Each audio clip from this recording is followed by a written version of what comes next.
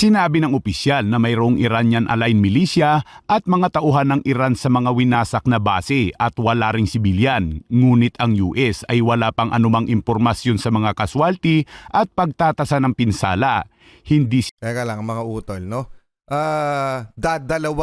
Imagine, no? Dadalawang jet fighter pa lang yung nilaunch ng United States of America.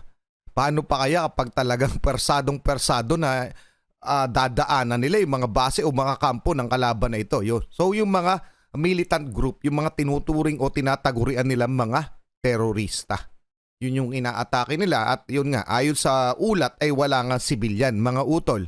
Okay? So malinaw yun. Ito yung pag-retaliate o pagganti ng United States of America. Sabi ko na nga ba, diba, nung una pa lang, pag inatake mo yung base militar ng United States of America, humanda ka na dahil automatic babalik at babalik tong mga to. Hindi to papayag na ganun na lang dahil pinapakita nila yung global domination nila, mga utol. Kasi mga karunungan, kaalaman, teorya, kasaysayan, hiwaga at mga bagong tuklas. Alamin natin. para lamang sa kalaman ng lahat at maging updated tayo, mga utol, pero alam ko yung iba dyan updated naman. Pero ito pong pangyayari o nangyayari sa Middle East, particular dyan sa Israel, tuloy pa rin po. Okay? At ang matindi nito, lalong umiigting at lalong lumalala dahil damay, hindi nga damay kasali na talaga ang Amerika. Eto mga utol, no? Amerika gumanti ng airstrike laban sa Syria. Mga base dinurog. Amerika nagbabala sa China. Anyway, ito yung mula kay John Reps, pakisubscribe siya. Pakilike na rin yung video, mga utol. Pero bakit nga ba gumanti ang United States of America? Maalala niyo, may nilabas ako nakaraan na binomba ng Iran ang dalawang base militar ng US sa Iraq. At hindi lamang yon, mga utol. Dumako muna tayo dito sa isang balita. No? Ito yan. Ayan, mga utol. Mula ito sa Times of Israel.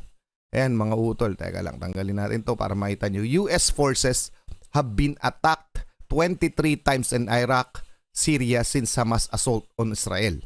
So, 23 na beses nang inatake ang mga base militar ng United States of America, and that's the reason why kung bakit sila magre-retaliate knowing America. Okay, basahin lang natin, mga utol. Konti lang. American and allied forces in Iraq and Syria have been attacked with drones and rockets 23 times this month, a senior US defense official said Monday, as regional tensions soar over the Israel-Hamas war. Washington has blamed the spike in attacks on Iran-backed forces, and American warplanes carried out strikes last week against sites in Syria that the Pentagon said were linked to Tehran. So, Tehran is Iran, no? Iraq. Anyway, from October 17 to October 30, US and coalition forces have been attacked at least 14 separate times in Iraq and 9 separate times in Syria, the official said, referring to the members of International Coalition Against the Islamic State, IS o ISIS terror group. So inaatake na talaga ang mga base militar ng US dyan sa Syria at sa Iraq, mga utol. Kaya yun siguro ang rason na malamang wala namang ibang magiging rason kung bakit aatake ang United States of America, knowing United States of America. So medyo mahaba itong mga utol, basahin nyo na lang, pero yun na po yung nangyari. Okay? So pinakita ko lamang sa inyo kung bakit gumante ng airstrike ang United States of America. So game na, mga utol. The United States defense commitment to the Philippines is ironclad. Matapos bombahin ng mga teroristang grupo ang base militar ng US sa Syria, abay gumanti na nga ang puwersang panghimpapawid ng Amerika. Abangan ang buong detalye mamaya. At Israel sinimulan na ang ground operation sa Gaza gamit ang mga makabagong tangke nito na Merkaba 5th generation kasama ang mga M113. At mga Hamas muling nagtangkang pumasok sa Israel na naging dahilan ng pagkatodas ng mga ito sa dagat. Kahit gabi ay kitang-kita sila ng mga puwersang Israeli sa Mediterranean Sea at mga eroplano ng Amerika muling dinikitan ng mga fighter jets ng China. Nagbabala naman ang Amerika sa China dahil sa mga hindi katanggap-tanggap na gawain nito. Kaya't para malaman ang buong detalye ay tumutok at makinig na mabuti. Simulan na natin. John Reps. Naglunsad ng airstrike ang puwersa ng Amerika sa dalawang lokasyon sa silangang Syria na nakalink sa Revolutionary Guard Corps ng Iran.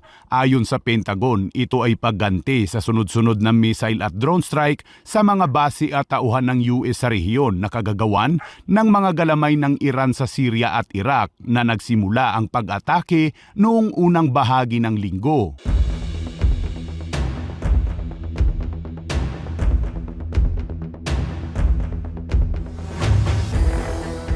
Ang mga airstrike ng US ay sumasalamin sa determinasyon ng Administrasyong Biden na mapanatili ang isang masilang balanse.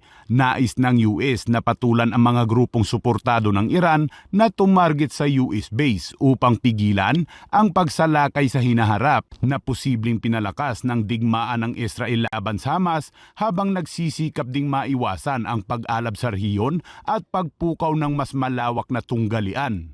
Ayon sa isang mataas na opisyal ng militar ng US, ang mga airstrike ay isinagawa ng dalawang F-16 fighter jets. Taglay ng mga ito ang precision-guided munition na umatake malapit sa Bukamal at winasak nila ang mga imbakan ng mga armas at bala na konektado sa Iran Revolutionary Guard Corps. Sinabi ng opisyal na mayroong Iranian-aligned militia at mga tauhan ng Iran sa mga winasak na base at wala ring sibilyan. Ngunit ang US ay wala pang anumang impormasyon sa mga casualty at pagtatasa ng pinsala. Hindi Teka lang mga utol, no? Imagine, no? Dadalawang jet fighter pa lang yung nilaunch ng United States of America. Paano pa kaya kapag talagang persado na dadaanan nila yung mga base o mga kampo ng kalaban na ito? So yung mga militant group, yung mga tinuturing o tinatagurian nila mga terorista. Yun yung inaatake nila at yun nga, ayon sa ulat ay wala nga sibilyan, mga utol. Okay? So malinaw yun. Ito yung pag-retaliate o pagganti ng United States of America. Sabi ko na nga ba, diba, nung una pa lang, pag inatake mo yung base militar ng United States of America, humanda ka na dahil automatic babalik at babalik tong mga to. Hindi to papayag na ganun na lang dahil pinapakita nila yung global domination nila, mga utol. Kasi bakit sila nakikialam sa mga kaguluhan ng mga bansa? Okay? Dahil sa mga kaalyado nila. Okay, bukod doon, anong dahilan? Siyempre pinapakita nila na yung global domination, no? Kaya napakarami nilang allies. Okay, mga utol, tapos aatakihin lamang nitong mga to. Para naman silang parang nagtampo sa bigas, kumbaga sa termino natin. Okay, so eto na nga, gumanti na nga. And to check, mga utol, yung pagganti na to, ayan, para malinaw tayo. Mula ito sa BBC News. Ayan, mga utol. US strikes Syria bases used by Iran-linked groups. Yung mga grupo na tinatagurian nilang sumusuporta sa Hamas. Okay? So babasahin na lang natin. The US has carried out airstrikes against two weapons and ammunition storage facilities in eastern Syria used by the Iran's Revolutionary Guards. Secretary of Defense Lloyd Austin said the strikes were in response, no? Resback sa mga dalit sabi, to recent attacks on US bases in Iraq and Syria by Iranian-backed militia groups. So, the US strikes were separate and distinct from the ongoing conflict between Israel and Hamas. So, ibang usapin na, parang sinasabi nila to. Ibang usapin na to kasi inatake nyo na kami. So, malamang aatake kami. So, napakahaba nito, hindi na natin babasahin, pero yun na po yung nangyari. US and coalition troops has been attacked at least 12 times in Iraq and 4 times in Syria since the conflict began between Israel and Hamas. So, parang sa mga ulat 23, sa ibang ulat 24, ito naman a total 21 military personnel have suffered minor injuries according to Pentagon. Okay mga utol, basta isa lamang ng pinararating dito ng United States of America, kapag ginalaw mo kami, magkakandaletse-letse kayo. At syempre, yun din yung gustong ipahatid na mensahe ng United States of America dito sa China, dito sa kalaban naman ng kaalyado nila na Pilipinas, di ba? O nagdeklara na si President Biden, pag inatake nyo ang Pilipinas ay para nyo na kaming inatake. At magre-retaliate din kami. Ganon mga utol ha. So malinaw na malinaw yan. Pa-comment ang inyong opinion. Tuloy na natin. Sinabi ng mga opisyal kung gaano karaming mga missiles ang pinakawalan ng mga F-16 fighter jets. Pero alam naman natin mga kabayan Grabe, kung gaano loaded, kabangis umatake ang Amerika. Totoo. Napili ang mga pinasabog na sites na iyon dahil iniimbak umano ng Iran Revolutionary Guard Corps ang mga iba't ibang uri ng mga bala doon na ginagamit sa pag-atake laban sa mga base at tropa ng US. Ayon kay US Air Force Brigadier General Pat Ryder, mayroon na ngayong hindi bababa sa 19 na pag-atake sa mga base at tauhan ng US sa Iraq at Syria mula noong October 17, kabilang ang 3 bagong pag-atake noong Huwebes na ikinasugat ng mga tauhan ng US. Ayon naman kay US President Joe Biden, ang Precision Self-Defense Strike ay upang linawin na hindi kinukonsinti ng Estados Unidos ang gayong mga pag-atake at ipagtatanggol ang sarili, ang mga tauhan nito at ang mga interes nito. Mga utol, no? Yun yung mensahe, no? Na you don't mess with us sa Amerika. Huwag nyo kaming kakantiin kasi gaganti kami at mas malala kami pag gumanti. Yun talaga yung mensahe nila sa mundo. Palagi yan. Kaya nga, kasi sila yung pinakamalakas, most powerful country in the world, no? Wag mo nang isipin yung mga kaalyado pa nito. At napakaraming kaalyado na United States of America. Kaya itong problema natin sa China, nagiging problema pa rin lamang natin dahil hindi naman sila gumagalaw ng armed attack. Puro lamang pambubuli. Yung parang pinoprovoke tayo para tayo yung unang tumira. Tayo yung unang gumawa ng maling hakbang para palabasin nila sa mundo na kasalanan natin. Ganon ang ginagawa ng China eh. Pero kung sila ang aatake, kung ako nga tatanungin, pwede rin talaga tayo maipagtututo. Kumbaga, yung pambubuli nila, tapatan lang rin natin ang pambubuli. Nang sa ganon, sila naman yung mapersang pinoprovoke na tayo ng Pilipinas, no? Pumersa silang umatake. Gera na nga lang. Kaya lang, tayo nga po ay umiiwas sa palagi po yan sinasabi ng ating gobyerno, ayaw po natin ng gera with China.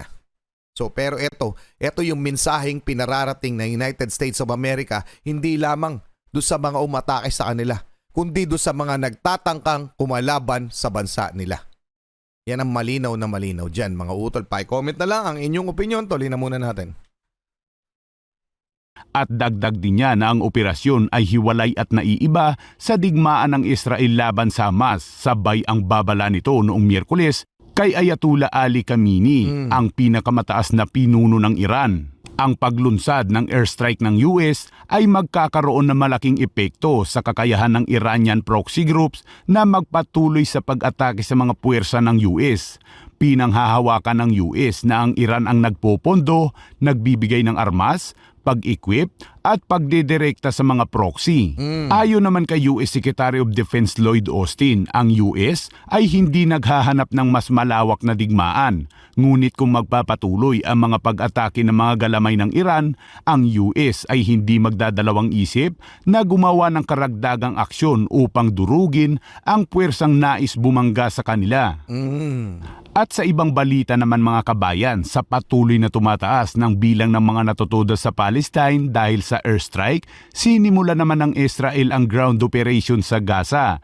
112 ng Merkaba 5th generation ng Israel ang pumasok sa lugar kasama ang ilang mga AIM-113 armored personnel carrier. Ang mga tangke ay tinarget ang ilang mga infrastruktura sa lugar at walang Hamas ang nagtangkang sagupain ang mga tangking ito. Well, anyway mga utol, ibang balita na yan, hindi yan yung topic natin ngayon, pero tuloy na tuloy pa rin po yung talagang tensyon o gera dyan sa Israel. Anyway mga utol, yun nga yung mensahe ng United States of America, no? Hindi kami atat sa gulo o sa gera. Pero wag nyo kaming kakantiin dahil alam nyo na yung mangyayari sa inyo. No? Handa kaming magtanggol, handa naming pakita sa inyo kung sino talaga yung malakas, kaya wag nyo nang tatangkain. So, ganun na rin naman yung mga warnings na ginagawa ng United States kahit sa Russia, mga utol, kahit sa China. So, anong masasabi nyo dyan? Sana lang, etong gera na nangyayari sa Middle East, sana wag nang lumawak pa kasi iba ang mangyayari. Baka ito nga yung maging mitya ng digmaang pandaigdig. Pero sabi nga ng mga eksperto, dito raw manggagaling sa atin sa Asia Pacific. So ano masasabi nyo dyan mga utol sa mensaheng pinaharatid sa kanila ng United States of America? Pa-comment na lang, hanggang doon lang muna. Muli ako si Target Achilles. Maraming salamat kay John Reps. Maraming salamat sa inyo. Ay mag-iingat, keep safe mga utol. God bless at saludo po ako sa inyo lahat. Maraming salamat po.